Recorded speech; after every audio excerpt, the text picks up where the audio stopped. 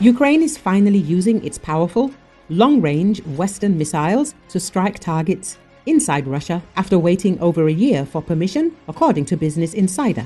According to the calculations, 245 potential military targets within the range of ATACMS and Storm Shadow.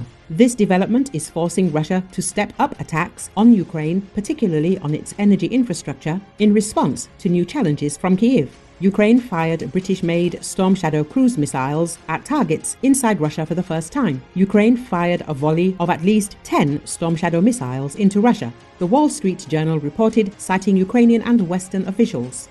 The Storm Shadow strikes come a day after Ukraine first fired US-made tactical ballistic missiles known as ATACMS at a military facility in Russia's western Bryansk region. Kiev acknowledged the strike but did not say what weapons were used. The Russians have been able to attack Ukraine with impunity from the safety of their Russian bases, while the Ukrainians have been limited to attacking only those Russian positions located on Ukrainian soil, at least so far as the missiles are concerned.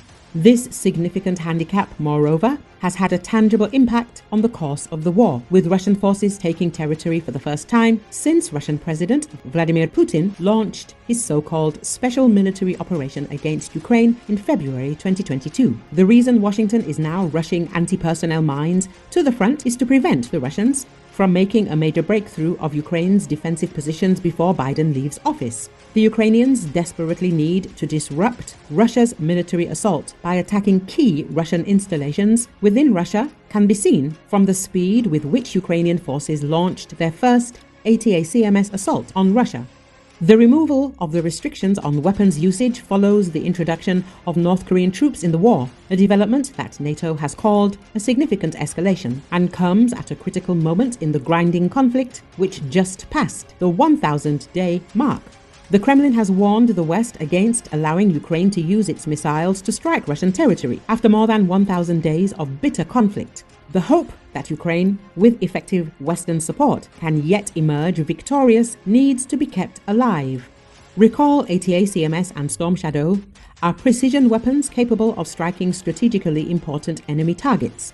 Storm Shadow, for example, has a range of 250 kilometers and is equipped with a 450-kilogram warhead. Its special feature is a fire and forget and the ability to penetrate protected military facilities. It is designed to hit targets with increased accuracy, with all target details transmitted to the computer. The missile can fly at low altitude and has built-in stealth technology, making it difficult for enemy radars to detect. This is the first time that Russia has seen such advanced Western weapons deployed on its territory, making its air defense mission more challenging. The effectiveness of Storm Shadow and ATACMS puts hundreds of targets at risk, with an estimated 245 potential military targets within the range of ATACMS and Storm Shadow.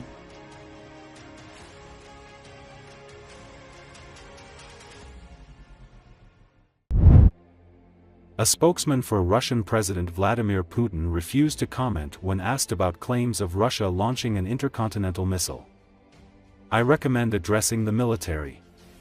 I have nothing to say on this topic," Dmitry Peskov said on Thursday. Ukraine had earlier in the day said Russia launched an intercontinental ballistic missile overnight at Dnipro city. Peskov did reiterate that the U.S. decision to allow Ukraine to use Western-made weapons to strike Russia represents a new escalation and an irresponsible position of the outgoing Biden administration. "They continue to pour fuel into the fire of this conflict," Peskov said. Нет, вы знаете, я рекомендую обращаться к военным. Сейчас мне по этой теме нечего сказать. Происходит новая эскалация, это очень безответственная позиция, которую занимает уходящая администрация. Они продолжают подливать масло в огонь этого конфликта, всячески препятствуя хоть какой-то динамике на его завершение. Используя при этом, естественно, Украину как инструмент в своих руках в своей войне с Российской Федерацией. U.S. Secretary of State Lloyd Austin said President Joe Biden administration will announce new military aid for Ukraine on Wednesday. Austin made the comments speaking to reporters while meeting with ASEAN defense chiefs and representatives in Laos. Austin called China's decision not to attend the meeting in Laos a setback for the whole region. He expressed U.S. support for Israel in the war with Hamas, but also emphasized the importance of protecting civilians during military battles. Austin also spoke about the U.S. response to Yemen's Houthi rebels, who have targeted ships in the Red Sea during the war in Gaza. "We have been conducting attacks on the Houthis' capabilities in an effort to defend ourselves throughout," he said. The defense secretary also answered a question about UAPs, saying he had not seen anything that he would categorize as threatening.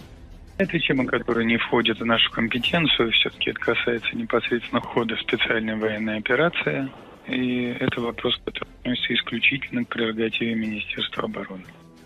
Президент действительно неоднократно, а точнее постоянно заявляет о том, что он готов к контактам и к переговорам. Это первое. Президент также уже говорил о том, что какой-то вариант заморозки этого конфликта нам не подойдет. Нам важно достичь своих целей, которые всем хорошо известны.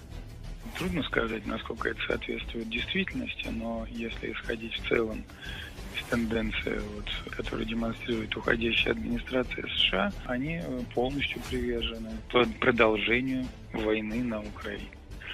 И делают для этого все возможно сделать за оставшееся для них время.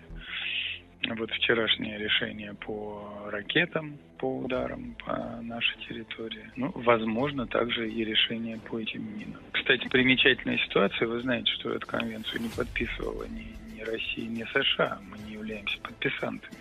Но подписантом этой конвенции является Украина. Pope Francis met with First Lady Alina Zelenska at the Vatican on Wednesday after Ukraine marked 1,000 days on from the full-scale Russian invasion. Zelenska attended the pontiff's weekly audience where he decried the war as a disaster for humanity. The First Lady was seen introducing her visiting delegation before the pair exchanged gifts.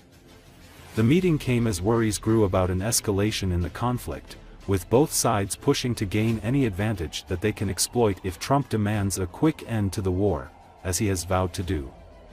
In rapid succession this week, President Joe Biden gave Ukraine the authority to fire longer-range missiles deeper into Russia, and then Russian President Vladimir Putin formally lowered the threshold for using nuclear weapons.